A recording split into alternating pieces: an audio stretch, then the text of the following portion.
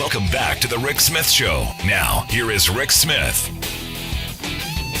So I'll tell you, I'm still amazed by the number of comments that I've gotten from folks over the American Rescue Plan, which is to help us get through this rough spot of the pandemic.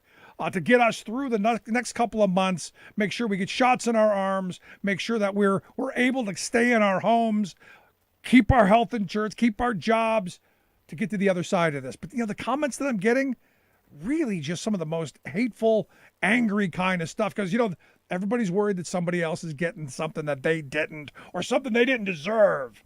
A lot of comments about the illegals and those people. It's really disgraceful. And one of the worst came from Wisconsin Representative Glenn Grothman, who he claims somewhere in here there's a marriage penalty, and it was, I guess, because the Black Lives Matter people have all this power, and because the power is in the Democratic Party, and of course the Black Lives Matter people hate families. That's it. They hate families somehow, and it just is twisted, bizarre, idiotic logic. And good. I'm glad someone put him in his place, and here to share some thoughts on, how he got into his place. I've asked our good friend John Nichols to come back and talk with us. John's got an article out on this very topic. He's the national affairs correspondent over at The Nation magazine. John, thanks for taking time for us.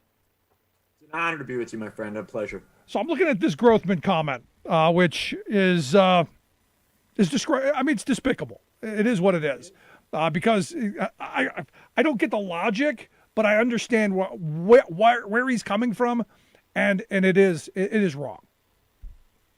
Yeah, look, Glenn Grothman is I think generally not viewed as the sharpest of the Republican members of Congress, and I think it's fair to say that he has not brought much honor to Wisconsin or even to his own caucus during his time there. But in this debate, because the Republicans were desperate, literally desperate, to have anybody come out there and say anything negative about this, they put him up. They had him making his remarks, and he stepped in it, which is not surprising. This is something that Glenn Grothman did as a Wisconsin legislator before ending up in the U.S. Congress. And I think the best way to understand it, before we talk specifically about what Grothman said, is to recognize clearly the crisis the Republicans were in this debate. They didn't really have any sound, credible arguments against the American Rescue Act. Look, this package of proposals, was filled with stuff that Republicans had voted for in other forms before, right? During last year, they had supported many similar initiatives and had actually endorsed many of the initiatives in it along the way in all the negotiations. And so suddenly here it is, and we're still in the pandemic. We still have economic challenges. We still have, all sorts of issues we have to deal with. And yet the bill has come forward, and they're all going to vote against it, right? And so they have to make their arguments. They have to come up with something. They have to put something on the table that justifies their opposition to something that it is absurd to oppose.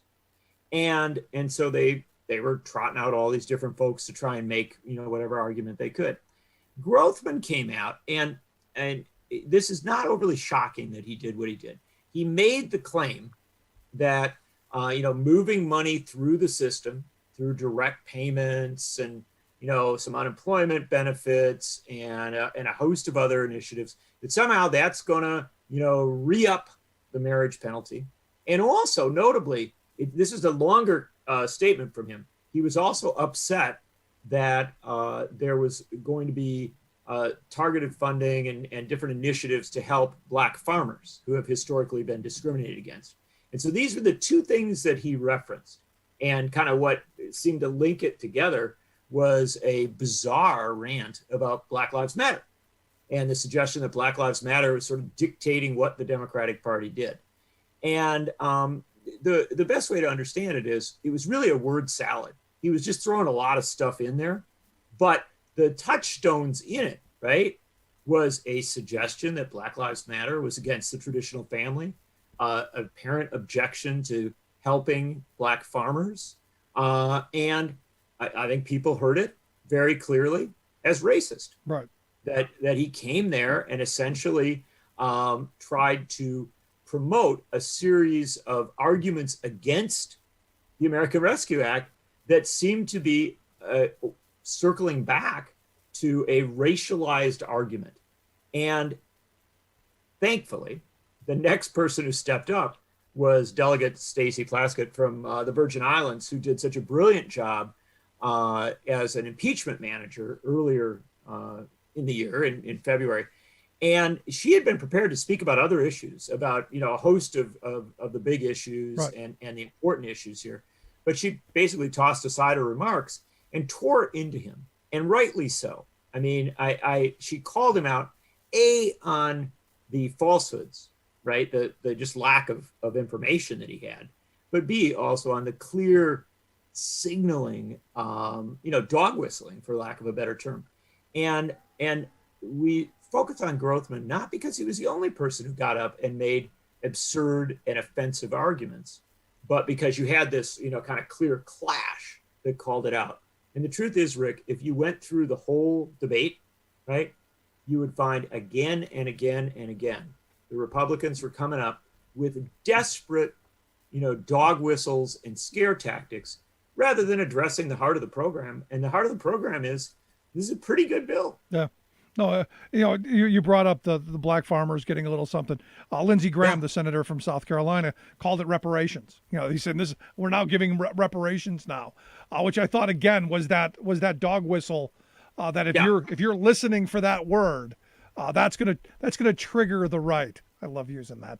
That's gonna get them all riled up, and because they know what that means, or at least they think they do. They don't, and that's the tragedy of it. They've got a lot of buzzwords that they do get excited about, and you're exactly right to say triggered. They've been literally kind of instructed on what to respond to by right-wing media, by right-wing talk radio, as well as Fox and a host of other things, and even the more extreme right-wing social media. But the fact of the matter is that the circumstance of black farmers is really one of the areas that has needed to be addressed for a long time.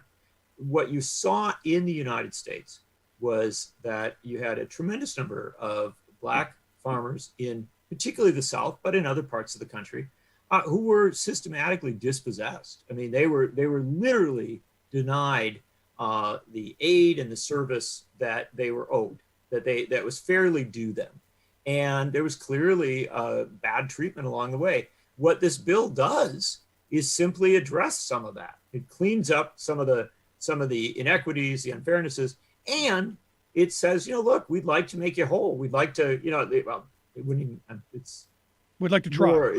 We'd like to try. Try is the key word. Sure. I mean, and this is where, I have these conversations all the time, and I go, look, we have to recognize, what our history is. We have to recognize it, and then we have to move forward in a more constructive way.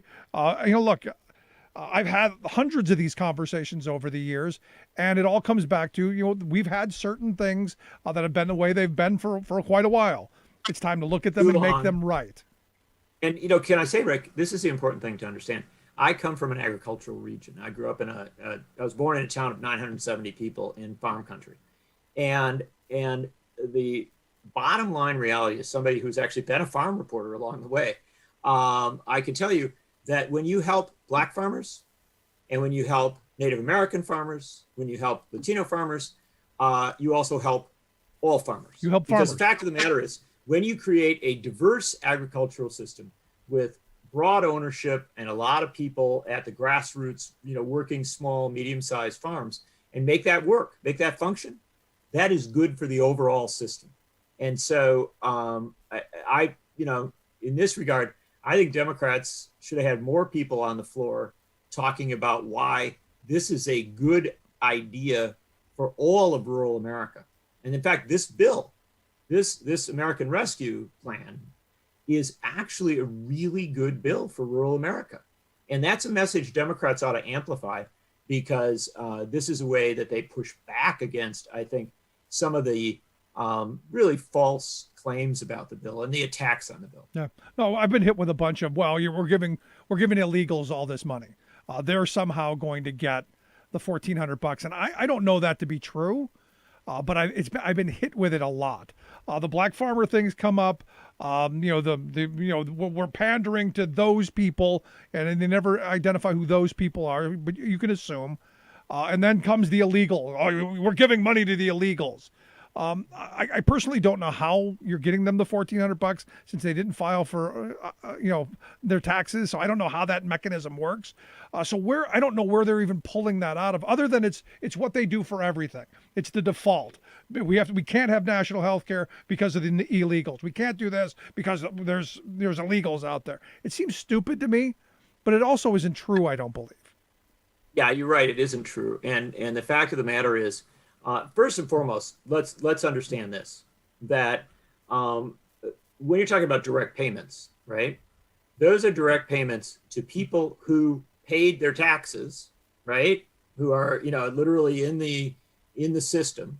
And, this is not some sort of nefarious scheme. I mean, this is the same system that was working before this bill came along, right? I mean, and to the extent that people who are working hard and paying their taxes are now getting, some benefit, you're saying, wow, there's maybe somebody out there will get something they shouldn't, that quote unquote they shouldn't get. Wrong. Nobody's getting something they shouldn't get. People are getting, a continuation of the existing system. But more important than that, where these attacks fall apart and where they're really destructive is that these direct payments actually should be going to more people. Right. Right. They were means tested. They were limited and constricted in negotiations there. What we want is for more of these direct payments to go out to more Americans. Why? Because they spend the money. They put it into the system. Whether they use that money to pay their rent, to pay for food, to pay for transportation, to even if it's to help pay off a student loan that they let kind of go during the pandemic period, wherever that money goes, that actually makes the system work better. It makes the renewal of the economy stronger. Yep. So people that try to nickel and dime this, to try and find some way to attack or to try and find some way to divide, are actually undermining our chances to have a strong recovery from what we've just gone through.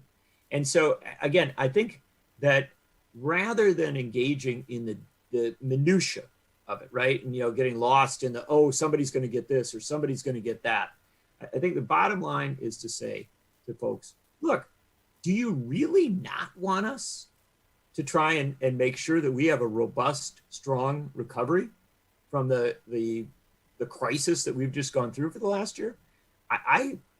That's not where the American people are at. Yeah, no, the fact is, the polling data shows people want. Absolutely. They want a response. Yeah, but what I get from people, and I get the sense that the people who are, who are contacting me, they're okay. They've made it through this. They're going to be okay. They had a little bit of savings. They had jobs that didn't get taken from them. They had jobs that didn't cut their hours. So they're doing okay. They're not fortunately for them, and good on them.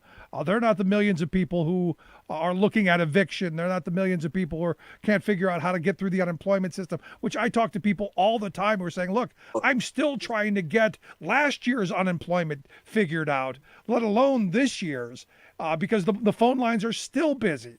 And I get that, and I hear it all the time, and we should be fixing that as well.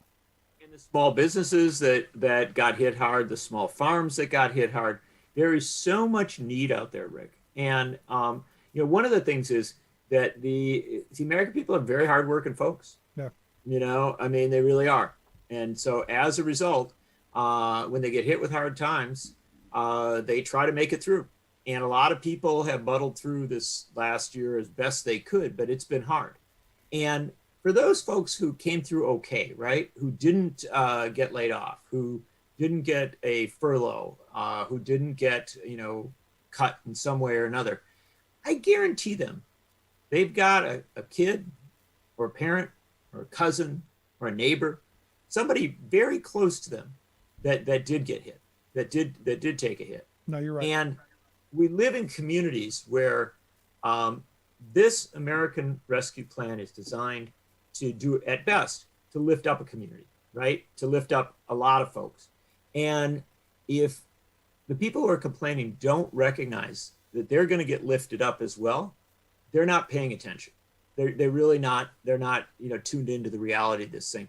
And in the end, I don't blame them. I wish they maybe knew a little more. But the fact is, I do blame our media. A lot of our media system has these silos that create false messaging. And also, frankly, I'll put a little pressure on the Democratic Party.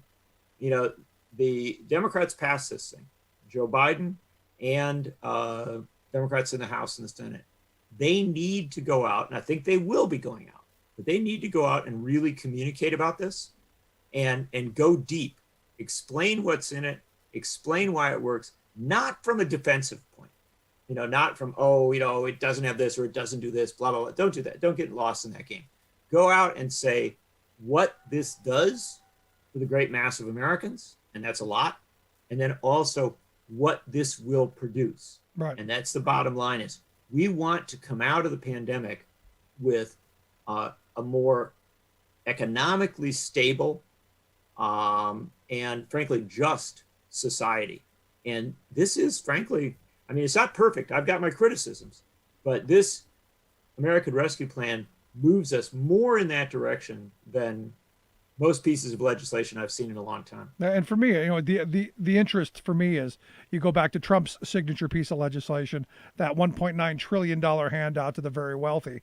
And then this, to me, there's no comparison. You had virtually every Republican vote for Trump's handout. But this that's going to help, for the most part, the bottom half of our economy and help the rest of our economy get better and not have one Republican vote for that. To me, that speaks volumes. Does speak volumes, Rick. And I think the other thing that's worth noting is that this, by and large, is stuff that the Republicans voted for last year when Trump was in office. Exactly. And so the only thing that has changed, that's really the heart of the matter. This thing isn't full of all sorts of new, tripwires and secret schemes and backdoors or so. No. This is an extension from what we did in March and in early April of 2020. Exactly. And that was, we responded to a pandemic as we needed to do. Yep. And to the economic hurt that came from it. We're continuing to do that. And the truth is, we may have to continue to do a little more, and that's good. That is a good thing. What thing. we're showing is that government can do the right thing. You are absolutely right. John, I appreciate the time and the thoughts. Always great talking with you, my friend. Keep up the great work there at The Nation. John Nichols, national correspondent for The Nation magazine. Thanks again. Appreciate it. Honored to be with you, my friend. Good stuff. Our good friend John Nichols. Quick break. Right back. Stick around. You're listening to The Rick Smith Show. Remembering that united we bargain, divided we beg. 1999. That was the day that Bruce Springsteen was